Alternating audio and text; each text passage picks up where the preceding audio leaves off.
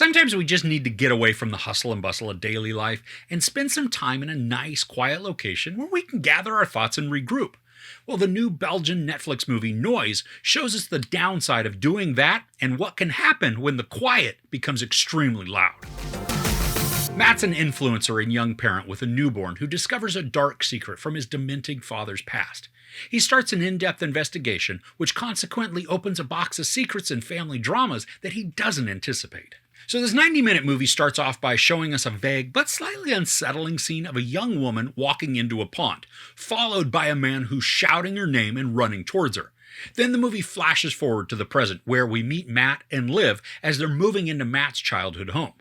Now, Matt's an online influencer and Liv is a caterer, so they both have a lot of time when they're home together.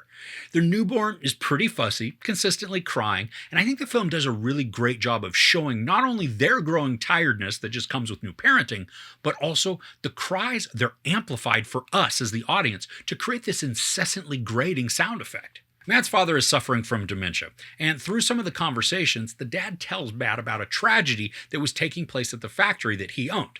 Some people had died, there was a large mystery, and his father just became disgraced. This then spurs Matt on to try and find out what really happened, and maybe even clear his father's name. Now, from a mystery standpoint, this has the beginnings of some good intrigue, but it's kind of scattered in the presentation, so it doesn't become absolutely clear what Matt's true end goal is, nor how it will clear up everything if he can somehow solve the conundrum. But what does work extremely well in the movie is how Matt's growing anxiety and paranoia become exacerbated by his stress and agitation, especially as he finds the newborn's crying to increasingly become more irritating. The emotions that are showcased are tense and many times made me fearful for the outcome of the newborn.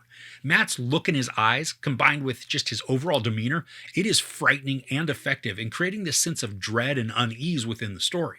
This also contributes to a growing rift between Matt and Liv, which that stress also works to enhance the overall distress that we're watching throughout the narrative. But unfortunately, that's really the only part of the story that really works. The mystery angle, it feels ignored, even though it's what Matt is obsessively working on. The background and the information, they don't come across as very compelling or even interesting, and they all then lead to a fairly predictable character arc.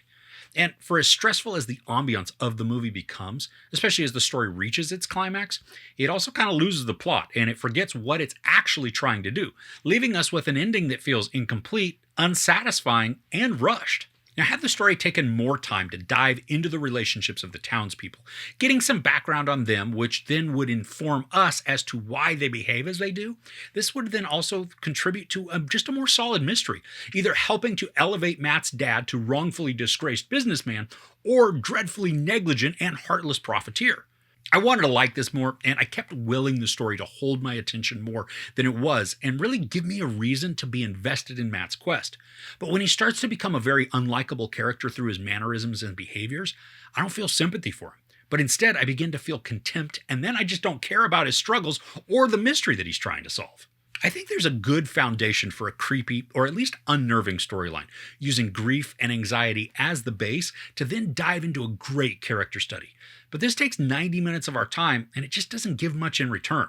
I enjoyed the tone the story was going for and the unsettling atmosphere that's created thanks to the instability of Matt, but these aren't enough to make it a movie that I'd ultimately recommend. There's brief sex, no nudity, some profanity, and some violence. I give Noise 2.5 out of 5 couches. So have you seen any movies lately that unsettled or unnerved you in a good way? I'd love to hear what they are in the comments below. If you enjoyed this review, please give it a like. Also, don't forget to share and subscribe. I'm Chris. This is Movies and Munchies. Thanks for couching with me.